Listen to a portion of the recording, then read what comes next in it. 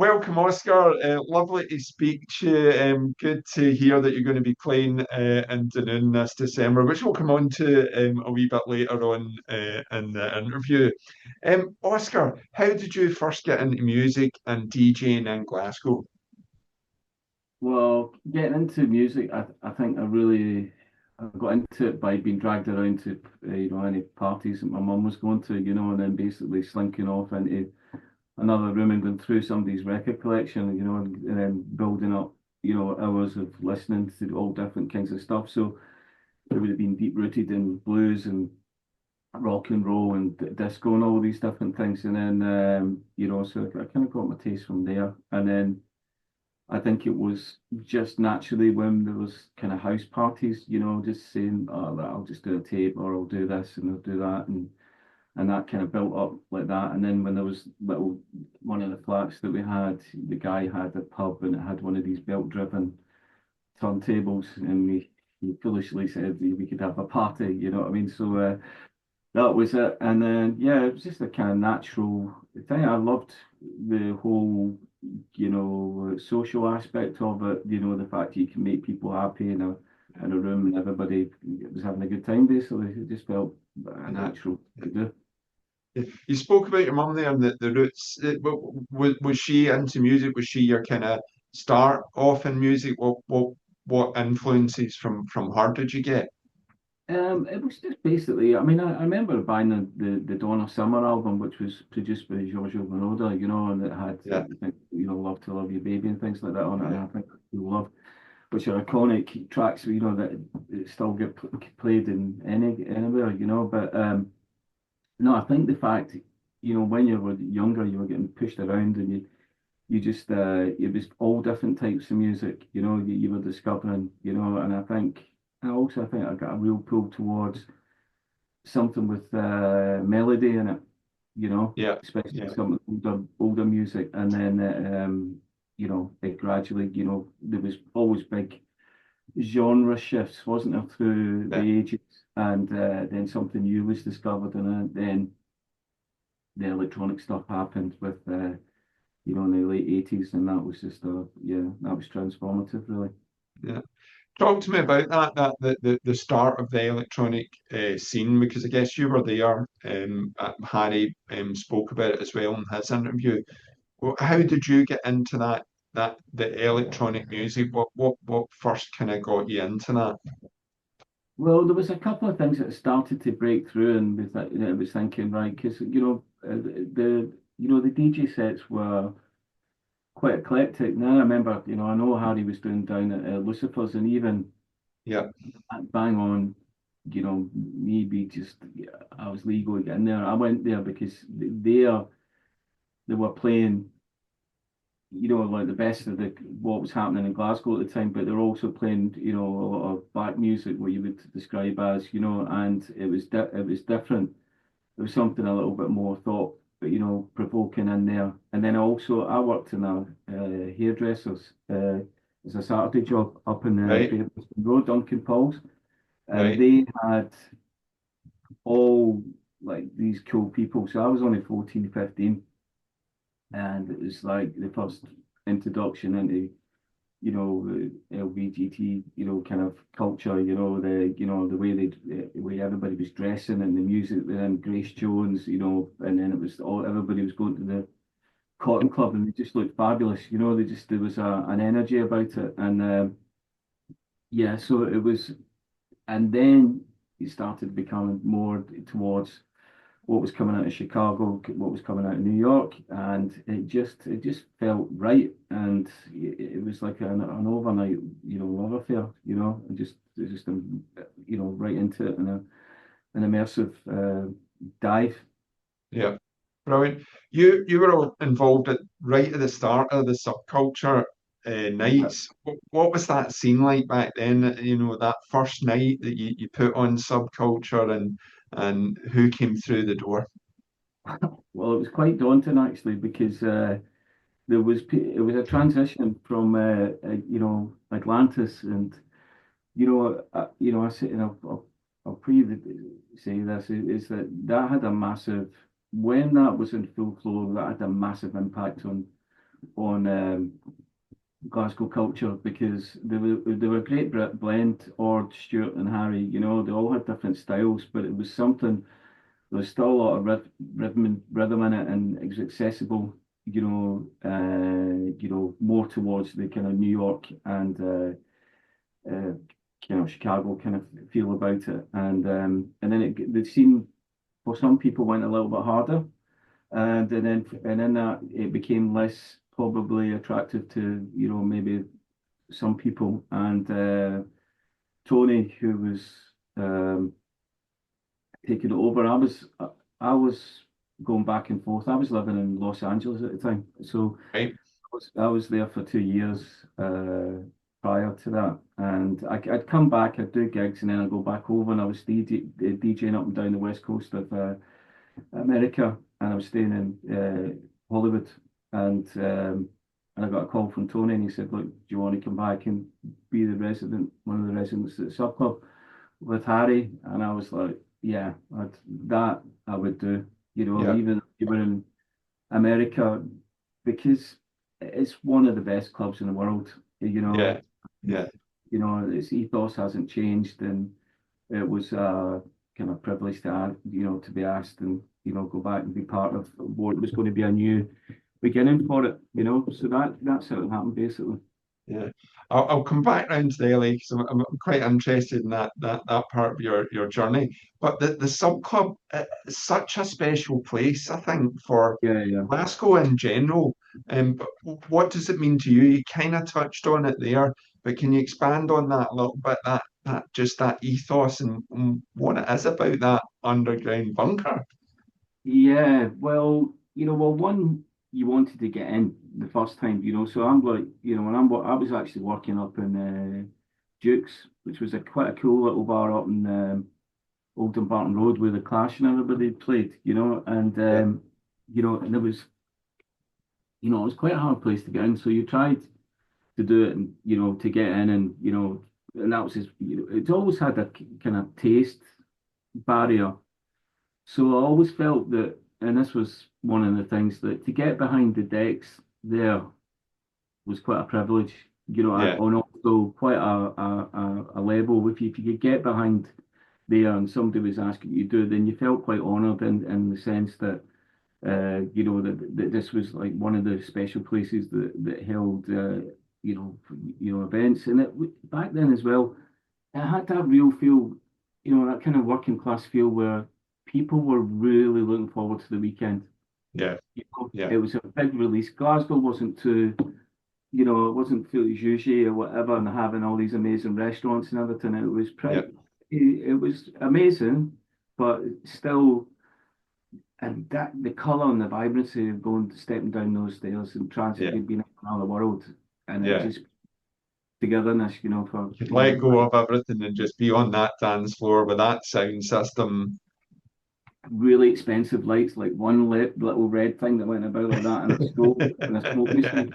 So And what else did you need? things, things have changed a bit now, but it was that was definitely it, and it also the music was just so fresh, and Yeah, just you felt you were part of something. So that yeah, was that was it. So that's what it felt yeah. initially, definitely. Can you tell us about you spoke there about the west coast of America, LA, and things like that. What sort of influence did that have on your musical journey? At the kind of same time that the electronic music was coming onto the scene and everything was going, and subculture was kind of happening as well. Well, it was a friend that had gone over to live over there, and he came over, and I was actually DJing at the Arches because I was the Slam Boys would get me in every 5 6 weeks to play around there, and it was like that was a really good night as well. And you have your like 3/4 hour set or half an hour set, I can't remember. But anyway, he was there and he said, "Look, you should come to America."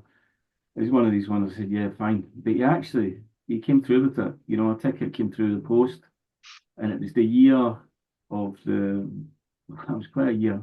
The riots, the floods, Right. the earthquake, and there was something else. It was one of four things. It was But it was amazing, and but it was, again, it was different. So like, one of my first gigs was at Prince's Club down in Metropolis, downtown, and they said, right, you're on at, and I said, right, when am I on? And said, like 6 in the morning, and I was like, 6 in the morning.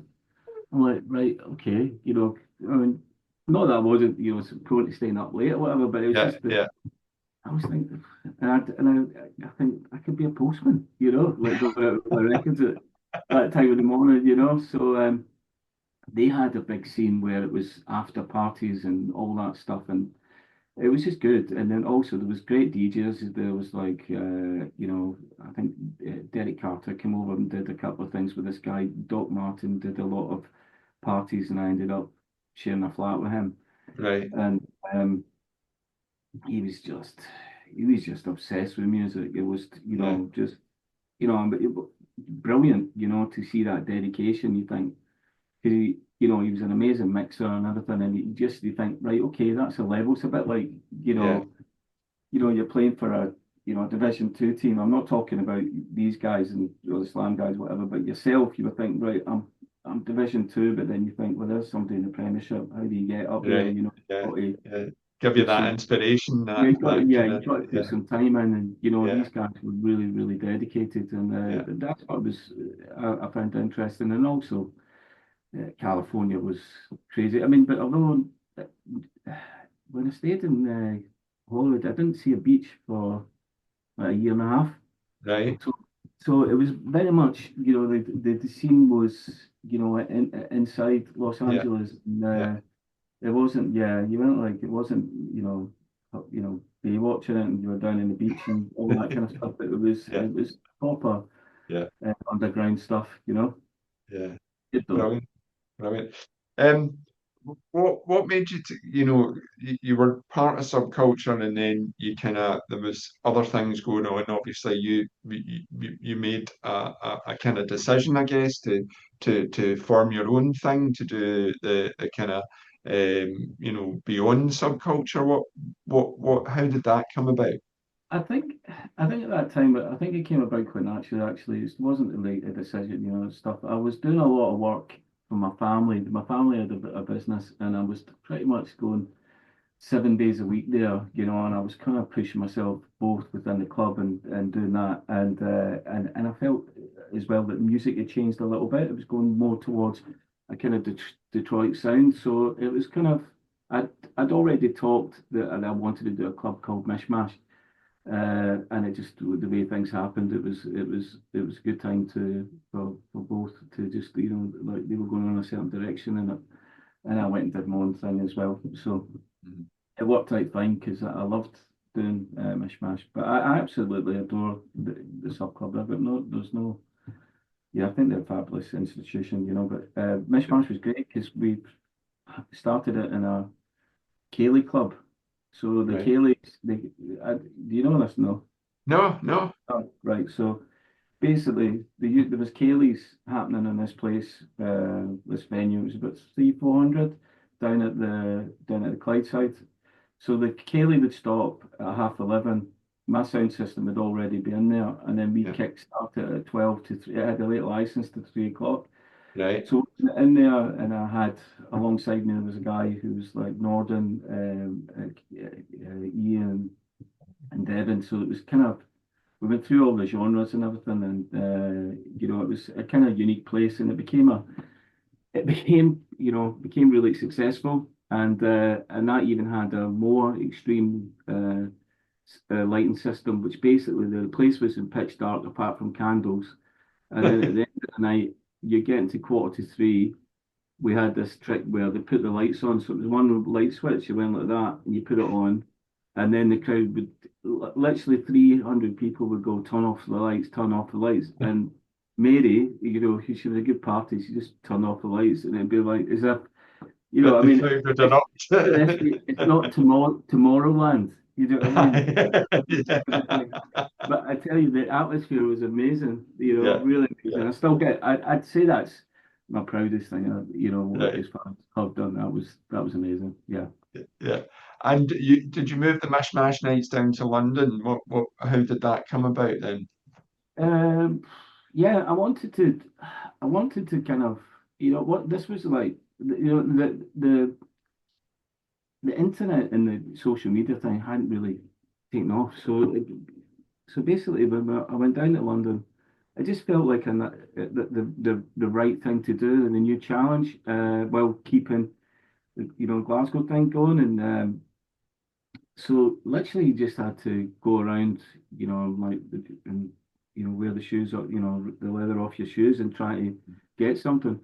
Found a really good space in 93 Feet East, which was Shoreditch was just coming up, and put a night together. And then my friend Castle introduced me to a guy, Sam, who was doing 07, and they came in and did another room, and that really helped as well. But it lasted 6 years or something down there, which was Yeah, pretty good going. You know, yeah, yeah, to brilliant. have a dual Yeah, residency, it yeah, was pretty good, and it a lot of work, but yeah, it was good.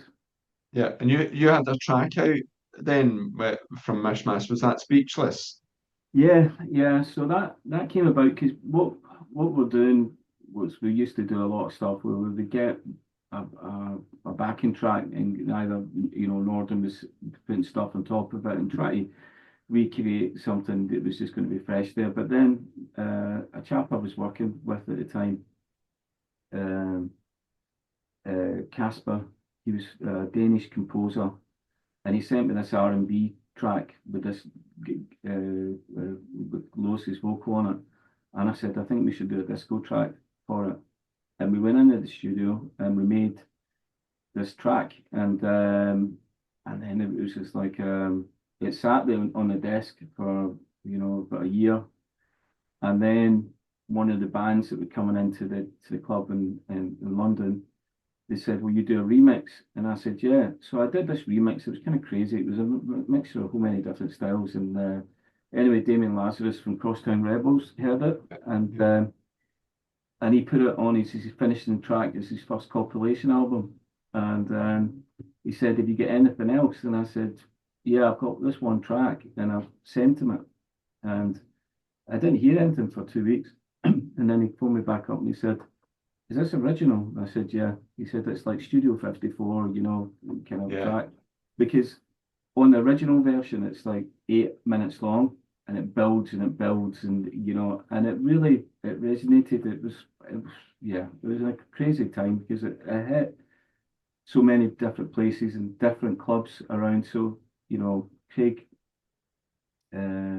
what's his guy from Fabric was playing it, Craig Richards. yeah, Craig Yeah, Richards to Sandy Rivera and all these things, and Damien did an amazing job. He took it all around the world, and he yeah, got it. And then what I remember, that's that Friday night, and it was when the essential tune was like it was meant really something, uh-huh. and Pete Tong gave it essential tune.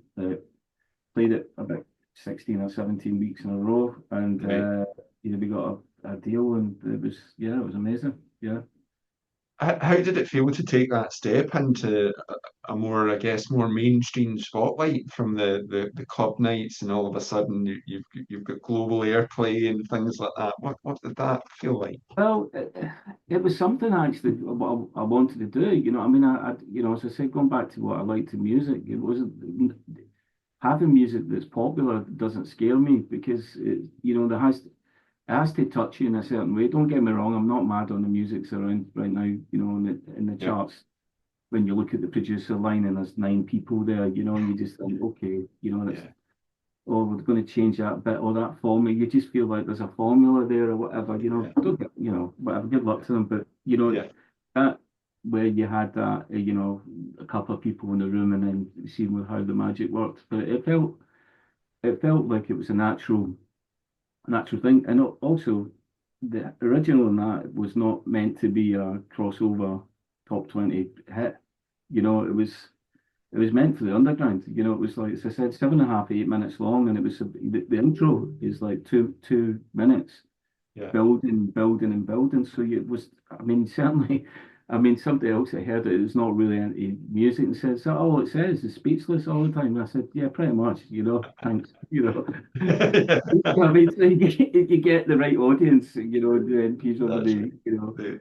somebody says, "No, it's Get great," it. and then somebody says, Yeah. "That's terrible." So, but It's yeah, it's all subjective, isn't it? It's all subjective. absolutely, yes, yeah. Uh, yeah, so can we move on from Mish Mash then? Your current project, The Souls. Can you tell us how that came together? What's it about, and what you're doing with it? Right. Well, that came about because you know, my wife, she is very talented in the sense, it was in many ways, but she wrote the lyrics of Speechless in the back of a napkin in Paris in about 5 minutes, and and I always used to pick up bits of her poetry and thing, and I used to think this would be brilliant to put to electronic music. It went away from the normal cliched types of lyrics. So it started. I thought, well, let's do that. And she's actually got a great voice, and it just felt it was a nice project to do. And we've got about 20 pieces of music, and one of the pieces I really liked, and I put it out to the and it got in these bus charts, and what's his face played it on Radio One.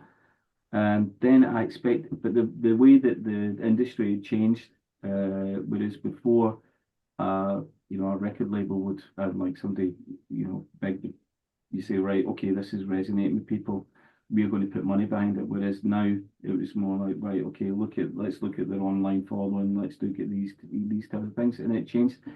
So I just thought I'm going to let this settle for a bit, and then I'll park it and then revisit it. So it's something that's still, you know, they're ready to come out, Kind of ready to come bubbling out. away in the background. Yeah, yeah. I just think, I used to panic about things like that. Oh no, it has to come out then. It has to be like that. I think when you get a little bit older, you just think, just wait and Yeah. be what we will be. Yeah, you spoke about the current sort of music scene at the moment. Are there any new artists or sounds out there that are giving you inspiration? Forget about the guff that we know about. Yeah, What's out there that's kind of on your radar or makes you think, oh, I like that. yeah. Well, I'm afraid, Greg, I'm terrible with names because the way and they used to tease me about it in the sub club is that I used to go in and I'd have all my different little piles because I used to just think about sounds. So I'm still lazy enough to just go, right, that's that, or dubby, whatever, and I don't Yeah, really, yeah, I don't really get into producers, but so much good stuff. And, Harry's just sent me a whole lot of bunch of good stuff that he's been listening to as well. So there's yeah, a lot more sharing going on, and, in the sense that, yeah, there's a lot of music, yeah, there's still really good music to get made. My heartbreak is if they can make a living at it, yeah, because I think, you know, I remember when we used to book DJs, not so much with the sub club because they're probably more don't recognise them. But there was a couple of nights because we did a couple of Sundays and stuff in the sub club, and you'd buy a record and you see the if it was really good, you go, right, okay, where is this from? And he said, right, it's Germany, and it was like a fax machine. yeah. And then you send the fax in, and he'd go, yes, I would, I'm not the accent. That wants to come. Yeah, yeah, So he, and then you go, you meet them at the airport, and there'd be this guy in an anorak, you know what I mean? And, just not now would have had the big headphones and yeah. everything done and all the styling. This guy in a wee top thing, and he was like, "How you doing?" That was A the bag same of thing. And you records. go, "How you doing?" And you come in and be most welcome in the South Club. You come in and go, "Oh, we just love that tune you made," and just Yeah, yeah, so that's probably how it's changed now because yeah, there's so much material now, but yeah, really good stuff. But yeah, I think you have to go seeking a little bit. yeah, yeah. Moving on, what can people expect from your set at the Hall this December?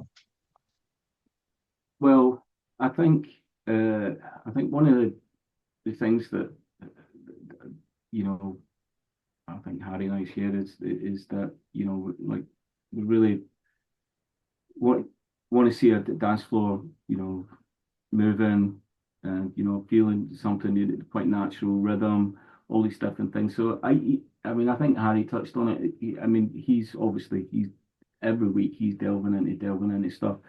But it'll be important rhythm, melody, these things that are just natural. So you don't need to know the titles of it, but together, and also, myself is that, just putting it together, blending it together and just making it something, from a few pieces, blending it together, uplifting, making sure that people on the 19th of December are going to come out and have a good time, Yeah, basically.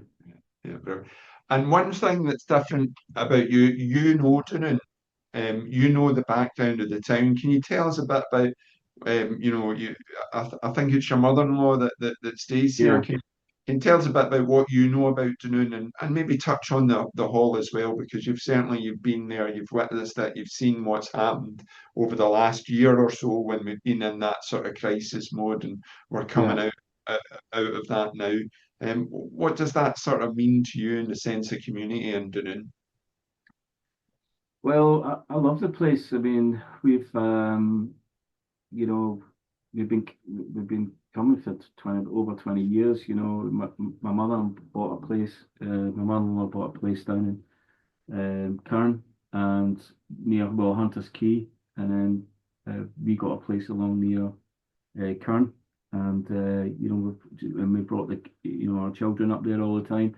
So we've been right through it to the kiddies things right up to now, enjoying places like, the Vintners and then also the community, with some wonderful people, like yourself and Lorna are doing such great stuff, for the hall and just feeling like it's part of it. I mean, for example, the other day, Valerie and I were going up to meet Harry and the other week and we're on the ferry and we missed our connections. There was this guy, he was in this band, and I said, "Are you going up to Glasgow?" And he said, "Yeah." He said, "I'll take you up." So it was Ming from the Chinese restaurant. Oh yeah, okay, yeah, yeah, So I'm like, Ming, you're coming to the gigs, you're coming to the guest list with your partner or whatever, and just knowing everybody like you in Blacks and also Scott and them up in the Vintners, what they're doing and Anselmo's and stuff like that. I feel like I'm part of the community, in the sense of that, even they just, yeah, it's a big special part of our lives, and our whole family, So I'm hoping they'll, if I say you'll have a good time, that they'll trust me to come out and have a good time, and we'll give them a good time. yeah. Absolutely. I think you're going to be pleased with the crowd. I know how up for it they already are, and how up for it they'll be in the night. They will dance for you, Oscar, and we're really looking forward to having you Friday the 19th of December in the Borough Hall. Thank you so much for taking the time to For speak sure. to us and for supporting the hall, because that's really what it's all about, and bringing names like yourself. Let's hope it goes well and it's one of many. And I know there's more and more exciting things happening all the time, Yeah, and it would be nothing would be more pleasing to be part of that and to help in any way. brilliant. Thank you very much, Oscar. Pleasure. Lovely to speak to you, pal. Take care.